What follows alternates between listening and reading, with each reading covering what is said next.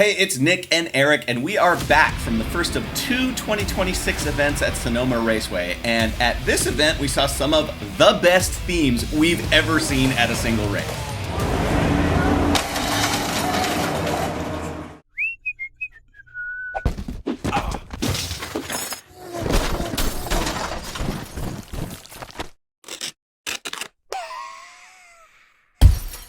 Our judge roster was Judges Julian, Jim, myself, and Judge Dave playing the respective roles of soccer ref, basketball ref, baseball umpire, and football ref. We had a lot of the usual penalties like the Saran Wrap and the Bob Ross, plus some new ones like construct a NASCAR winner's circle out of found items, which I guess this team pulled off?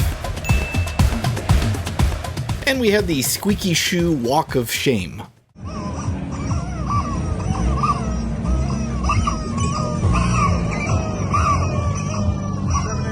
And the judges also weren't afraid to enforce the rules on ourselves.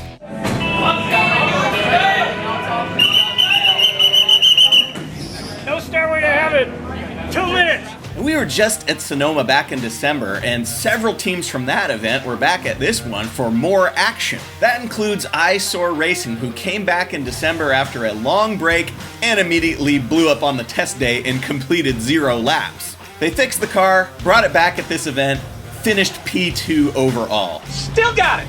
The Class C winners from December were back with their Toyota Camry and with a new unicorn theme. Now, this came with a new team name that derived from the spray glue they used to attach their theme to the car, which said to wait until the sticky stuff was aggressively tacky. Boom, new team name. Now, as everybody in the Lemons West region knows, I don't. we have a resident welder, Erica Snow. She originally showed up a few years ago as part of a Sierra College team, and since then she's been coming on her own to offer her welding services during a Lemons weekend. There's so much demand that at this race she brought a new intern, this guy, Chris, to assist with the welding duties. Of course, Erica's out there still welding stuff herself. She was working here on Lemons legend Anton Lovett's Volvo 544, which, I don't know, broke in half. One of our favorite new teams from December's race was back. That was the 18-wheelers and their ex-SCCA 1981 Dodge Charger. Man, 1981 Dodge Charger. I'd love to see what the boardroom that made that decision looked like. Sales are in the crapper. We've got to capitalize on that one-hit TV show with the Confederates and the girl in the shorts. It's time to bring back the Dodge Charger. Sir, we don't really have a V8 performance coupe in our current plans, so I don't know how we do a Charger. You're fired! Oh. Sir, it appears that we've purchased the rights to an enfeebled French company called Simca. Why don't we just, take that and put a Volkswagen engine in it and call it a Charger? You're a genius. How does Vice President of Product Planning sound to you? Anyway, this car is a former legitimate 1980s SCCA car, but, it's not like there's anybody that remembers some random 80s SCCA race car. Yeah, buddy. That's a good fit for you, Randy. On the Friday test day before the race, the psychedelic Porsche team and their souped-up V8 swapped 944 began their total domination of the entire race by forgetting to install their hood pins and smashing the out of their windshield. But it turns out that Auto Glass Warehouse in San Rafael does house calls. Over in the Mopar or No Car section of the Paddock, Lemons legend Adrian Smith and his famous 66 Belvedere Chicken Mobile were back for their 18th year of Lemons racing. Now, as you know, this is the 20th year of Lemons. Has it really been that long? So that means Adrian and this Belvedere have been around for pretty much the whole time, but that doesn't stop them from bringing new accessories. And of course, they don't forget to play the classics. The Bernal Dads were back in their 2001 Dajiban. Now, this, of course, is a Dodge van done up in a very particular Japanese tuner style. Over there, they call this Dajiban. Now, the Bernal Dads blew up the original V6 in the van's last race, and they came back with a new motor this time, and something was clearly afoot. Oh, baby. Oh, baby. Oh, dear. Oh, dear. Yep, that's a modern Ford EcoBoost turbo 4-cylinder. Now, it turns out the judges won't penalize you for such a fancy engine if you are swapping it into a 2001 Dajiban. I'll allow it. We had a whole bunch of rookie teams, and except for one, the Corkscrew Racing Kia Rio, they were basically all Japanese cars. We had Jackasselope in an Accord, we had Top Drivers in a Subaru BRZ, we had 4 OGs in a Ford Probe, which is actually a Mazda MX-6, we had MNT Racing in a Civic, and we had Max Verslooen in an Integra. And we also had rookies White Smoke Racing with their excellent Pope-themed Honda Prelude. You know, Prelude. Argonaut Racing, regulars on the West Coast.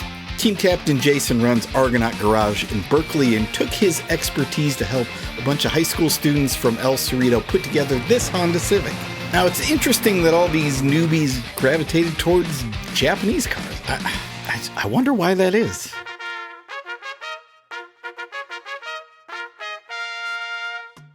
It says here that sales and customer satisfaction are at an all-time high. What's the deal?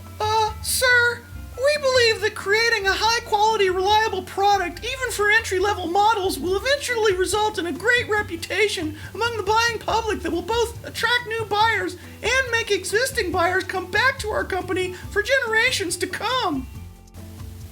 I don't know how you came up with that, but it's brilliant. If I could make your healthcare even more free than it already is, I'd do it.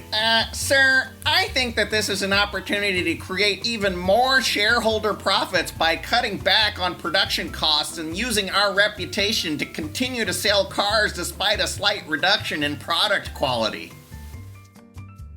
You're fired. There was actually one rookie team that was running a German car, but we'll talk about them later. I got screwed section. Princess Diana and the Hockey Hobos were at this race, and they brought an excellent slapshot theme.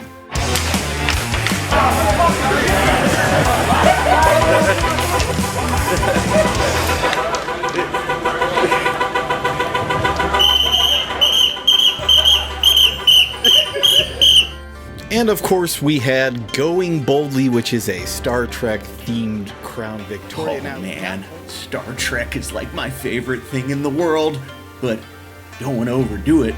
That would be weird. People might think I'm a nerd. Alright, just keep it together. Probably don't say anything in Klingon. And definitely don't say anything in Klingon. Alright, you're good. Just no Klingon. No Klingon. Remember that. Nick, don't you like Star Trek? Kumbla!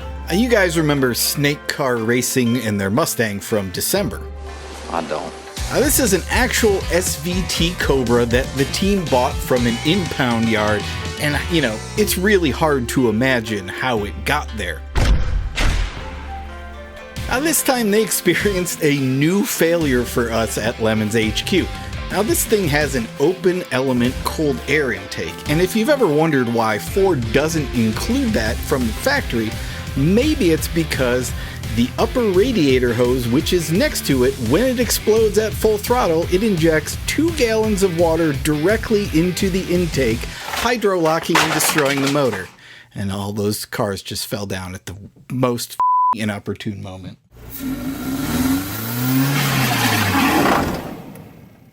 And this is the stuff that came out of their crankcase. Our favorite corn ensemble, the dudes from the No Car Dodge Colt team, were there. Although they were missing their team captain Luis. That was because his wife was giving birth and the baby came out at like 3 a.m. on Sunday. Congrats to them. Incidentally, it was also the birthday of longtime Lemons racer Trapper Bailey. So now, Trapper and Luis's baby have the same birthday, which every few years will probably fall on the Sonoma weekend. Another fine mess is a multi-car Lemons team with a completely logical array of similar race cars. Yes, well! Actually, they have a Fiero and engine swap BMW 6 Series and a North Korean dictator-themed Hyundai that they call the Kim Jong Elantra. But they brought a completely new build for this event. Of course, we had no clue what it was going to be, and I mean, you just kind of have to ask, how are these guys even picking their vehicles?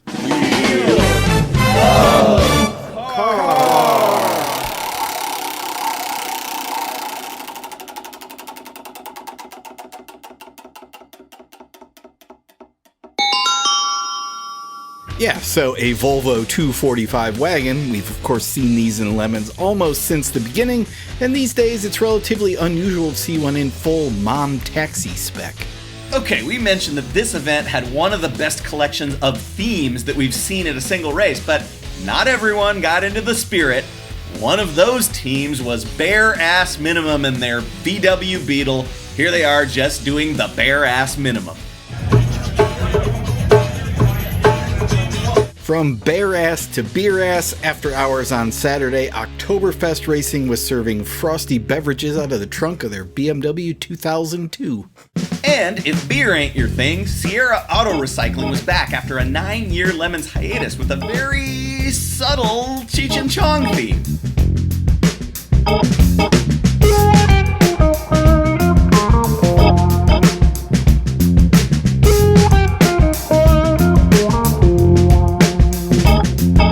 And if all that partying was a little hard on your stomach, the Race Rambler was there. This is of course the car that the team won in a charity auction, and they had a brand new Pepto-Bismol theme. Sorry for Party was present with a couple of cars this weekend, and they were part of the eventual Halloween Meets Gasoline prize. Now, I'm sure Sorry for Party would rather us talk about the HMG than their cars, which were terrible, but that's not how things work around here. So they started with two cars, the Ecotech swapped Chevy Love truck and a Pontiac Solstice. Early on, the Solstice clutch took a dump. I love the smell of Burnt clutch. in the morning. They couldn't find any new clutches at the local auto parts stores. You said a distributor for 98 Chevy. But then they remembered an email they'd gotten a few weeks before from a Lemons team with a Solstice who were looking to sell it. So they called that team up and said, hey, we might like to buy your car today. They did, but for whatever reason, the complicated process of swapping parts from one onto another to make one good car was way too complicated, so they gave up. While that was happening, the entire engine blew up in the Chevy Love. They actually found a replacement on Facebook Marketplace, they swapped it in, and they did eventually get back on track for the last few hours. Back in the Solstice paddock, team member Corey Dickman decided to go get his other Lemons car, a 73 El Camino with a freshly rebuilt engine that he just put together himself, Only to have it immediately lose oil pressure, so they parked it. Worst day ever. Alright, here are your class winners. Red Bullshit Racing had a commanding lead in Class C until just a few minutes from the end when they ran out of fuel. It ain't got no gas in it. This put them under intense pressure from a Honda CR-V. Now, these kinds of 8-valve Golf versus Honda CR-V scenarios can happen in Class C. The Red Bullshit guys were able to put just enough gas in it to limp over the finish line and narrowly win the class. Class B was taken by the 86 Ford Ranger of the Junk Runners. They finished 4th overall in this giant field, which is incredible. Although, maybe it's not that incredible because this thing also has a turbo EcoBoost swap. This thing has a V8 swap. This thing has a naturally aspirated 4-cylinder Durotech swap. Actually, that is incredible. Okay, remember when we said there was one rookie team running a German car? I don't. So here they are, our I Got Screwed winners, Paranoid Racing in their BMW E30. So technically this isn't a rookie team. Jason, the team captain, has raced this BMW before, but this time he wasn't driving. He instead decided to donate a full Lemons entry as an item for an elementary school auction. The top bidders were a bunch of Lemons first-timers who essentially won a full arrive and drive weekend in the E30. This car has a good track record in Lemons. According to Jason, it's always finished, but here, just 7 laps into the race, it limped back into the paddock with the engine making a terrible sound. I wonder what happened there.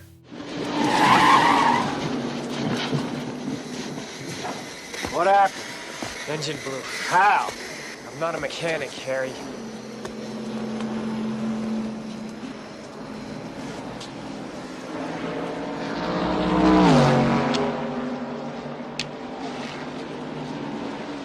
So yeah, somehow the BMW motor got revved to 9,500 RPM, and initially they thought they could just, replace the rod bearings, but after removing the entire front subframe, they discovered a hole in the block that they couldn't see before.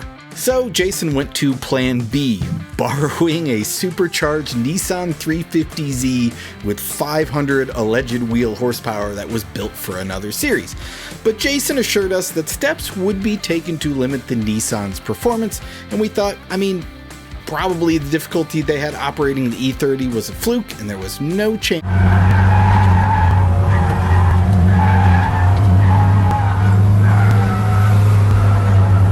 Yeah, so they had a few visits to the penalty box, and you know what? They might have gotten screwed, but it was all to benefit the kids. When it comes to the children, Wu-Tang is for the children. We teach the children. Heroic fix went to Magic Carp Motors. The fix really happened before the race. Back in December, here at Sonoma, the team completely totaled their Toyota Avalon. They weren't overly fazed by this. Between December and March, the team acquired a completely new Lemons car, which was a 92 Accord, installed a roll cage and all of the other safety equipment, and had everything ready to go. Now, one wrinkle was that the Accord has a manual transmission, and since the team is made up of people born in modern times, unlike some people I know, none of these kids knew how to drive stick. So in those short few months since December, they learned how to do that. And the training didn't stop there. In their paddock spot, which was packed with this giant group of friends and family and supporters, they had a full racing sim set up with the manual transmission and Sonoma Raceway. So, taking the misfortune of that December race, turning it into a completely new Lemons car and new skills for the whole team, that was heroic. In 20 years of holding races, iconic car movies have been a regular in Lemons. You know, the ones I'm talking about, Smokey and the Bandit, Fast and Furious, even the Blues Brothers, but in all those years, none of you have wanted to theme for one of the most car-centric movies of the 1990s. It'd be a lot cooler if you did. That is Dazed and Confused. For the uninitiated, the 1990s movie written to look back at how badly the 1970s sucked. Although, there's a certain appeal to teenagers driving 400 horsepower muscle cars. It's kind of great, actually. One of those 400 horsepower cars in the movie was a Chevy El Camino, and we had one of those. Kind of. It's actually a Honda Del Sol with an El Camino bed on it called the Del Camino, but it was the right car and team for a Lemons grade treatment of Dazed and Confused. Let's cover the highlights here. They had the muscle car, they had 1970s freshman hazing rituals, they had retribution for said hazing rituals, they had a general debaucherous, unsupervised nature that honestly works for both the 70s and Lemons Paddock, and a proper classic rock soundtrack.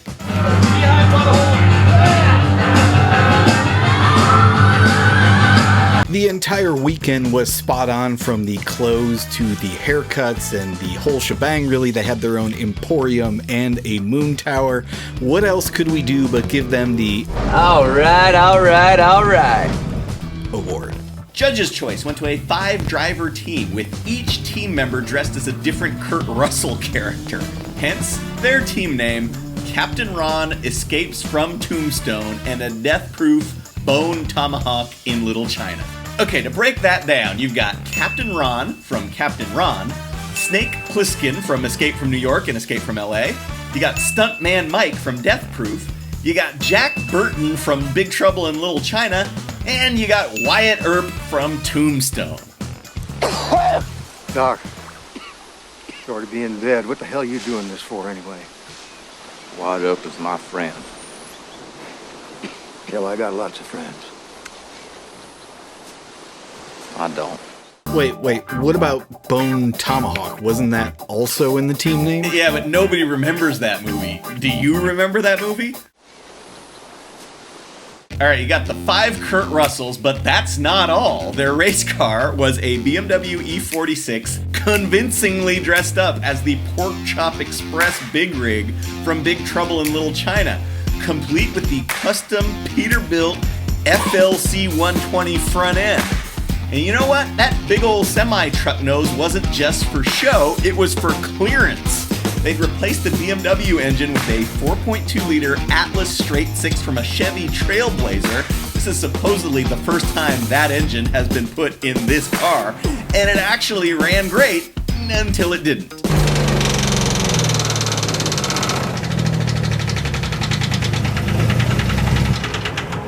But these guys had it all. The theme, the car, the weird engine swap, judge's choice. Organizer's choice went to crash dummies who came all the way from Colorado with their Volvo 740 wagon, but instead of having 5 Kurt Russells, they had 4 Guy Fieri's, or Fieri's, or whatever they are. That alone is not necessarily trophy-worthy, but during the entire weekend, they were taking everyone within a 50-yard radius of them straight to Flavortown.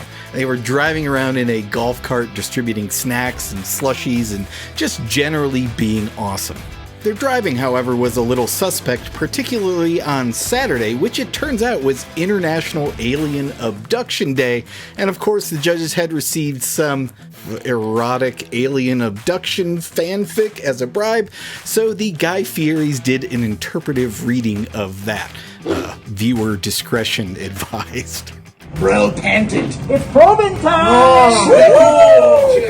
They recovered by Saturday night for the Paddock party, and the Guy Fieri's popped the hatch on the Volvo to reveal an event-specific custom charcuterie board with homemade meatballs and libations.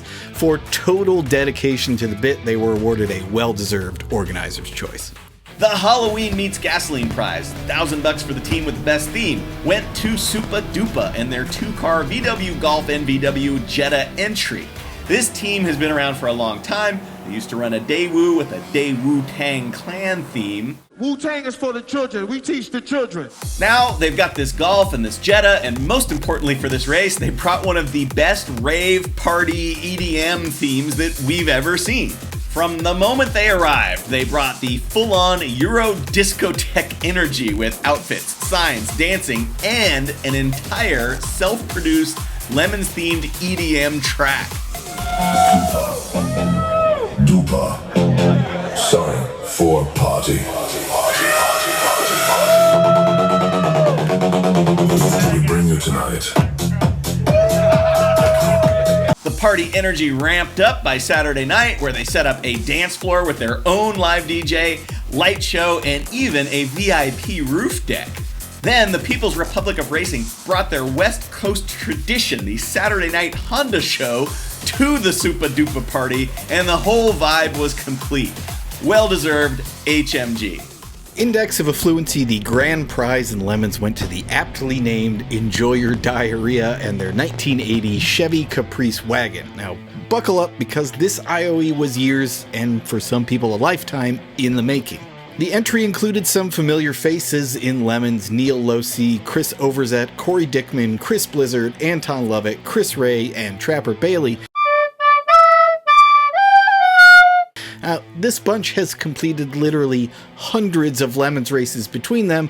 For Team Captain Neil Losi, I believe this was race number 125 and his 30th IOE, and he's earned every single one of them. The guy just attaches himself to some of the most interesting teams, people, and cars in the series. Yeah, Neil is a professional radio DJ that you can live stream at home. Just search for Neil Losi over at kcbx.org.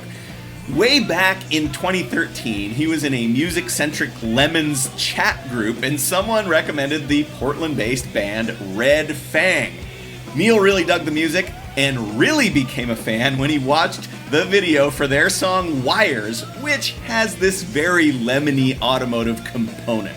So yeah, the concept of the music video is that Red Fang unexpectedly gets a $5,000 check from their label to make a video, and they use that to buy a clapped out 1980 Chevy Caprice wagon, and then they buy various things, milk jugs, plastic balls, drum sets, that they run over with the Chevy, to which they've attached a metal battering ram. At one point in the video, they stock up on gas station snacks to fuel this smashing rampage, and the gas station clerk, who is played by comedian Brian Posehn, he looks at their selection and says, "Enjoy your diarrhea," hence the team name.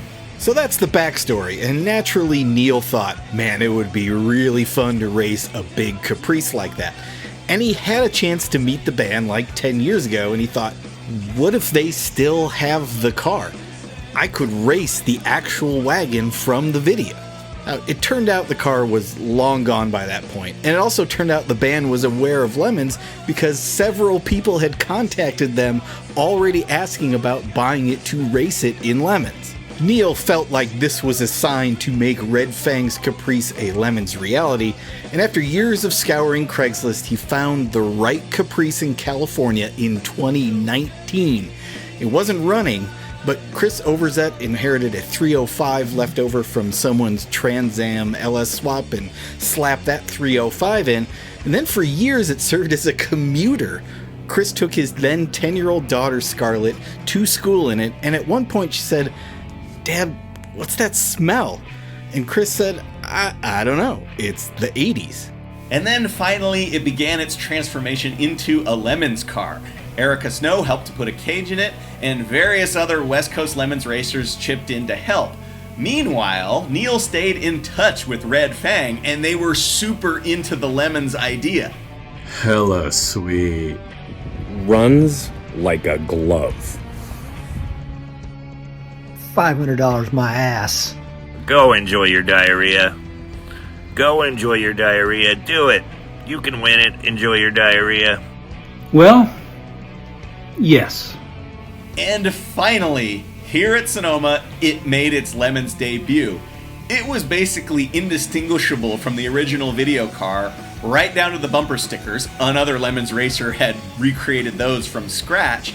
They also had the big giant $5,000 check from the record label and a cargo area full of empty beer cans. They even had the giant battering ram, but sadly they couldn't drive with it because it made the Caprice immediately overheat. Alright, I know what you're thinking. They had all of that, but did they smash into a bunch of stuff like Red Fang did in the video? Nay, right they did.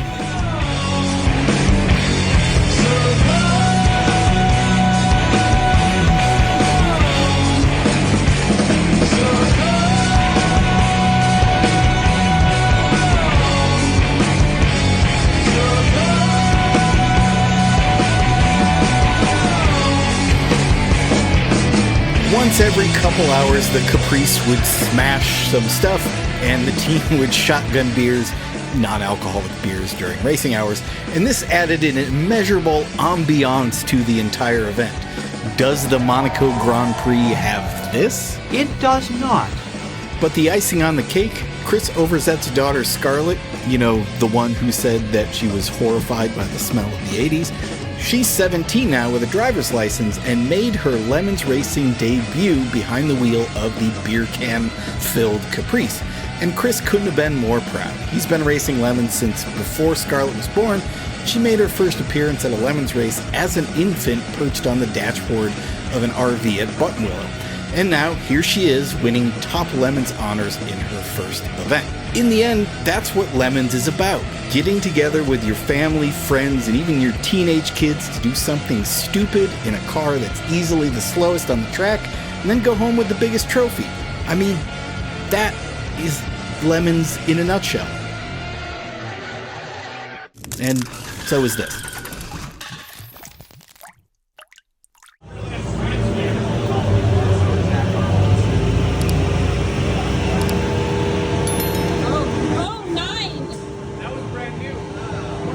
Every second you don't subscribe or watch one of these videos Another Vega is sent to the Crusher. Won't you help us save Classic?